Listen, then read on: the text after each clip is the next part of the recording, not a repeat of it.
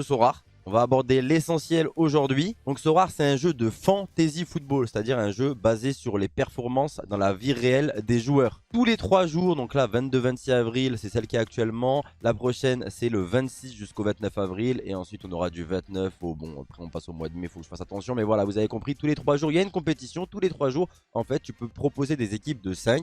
Il y a différents championnats. Tu proposes des équipes de 5 et le but c'est que tes 5 joueurs, ils soient titulaires et qu'ils jouent parce que c'est comme ça qu'ils vont récolter le plus de points, qu'ils fassent une bonne performance, bref, et la somme de tes 5 joueurs, il y a aussi un aspect expérience avec des pourcentages en plus qui gagnent tes joueurs.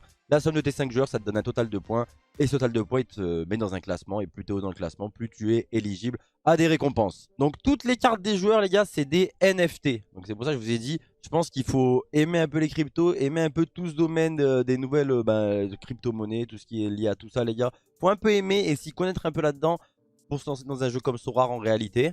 Donc voilà, toutes les cartes du jeu sont des NFT et chaque saison, tu as des nouvelles cartes de chaque joueur. Et ils sont différenciés en plusieurs catégories que je vais vous expliquer dans quelques secondes, les gars. Et toutes les cartes, sauf les communes. Donc les communes, c'est celle-ci, c'est les blanches, les gars. À part les communes gris-blanc. Toutes les cartes, les autres, elles sont échangeables. Il y a un grand marché des transferts, elles sont échangeables entre tout le monde, tous ceux qui jouent à Sorare, tout simplement. Et la monnaie du jeu, les mecs, c'est de l'ETH. Donc l'ETH, les mecs, vous devez connaître certainement. Voilà, l'Ethereum, c'est une crypto-monnaie, les mecs. Les différents types de cartes maintenant. Donc il y a différents types de cartes, les gars. Ils sont là, les couleurs. Je vais vous les détailler. On va aller prendre une carte de mon club directement. On va prendre par exemple... Je pense un joueur assez performant, ce serait intéressant. Un petit, je pense, j'ai Neymar au club. Donc on va mettre... allez, on va prendre Neymar, les gars. On va aller sur sa carte, les gars. On va voir les cartes. Ici, il y a écrit qu'il a 324 limited en circulation, 126 rares en circulation, 15 super rares en circulation et unique x2. En gros, les limited, donc c'est les versions jaunes, elles sont limitées, les gars, en 1000 exemplaires. Ensuite, tu as la carte rare qui, elle, est limitée en 100 exemplaires.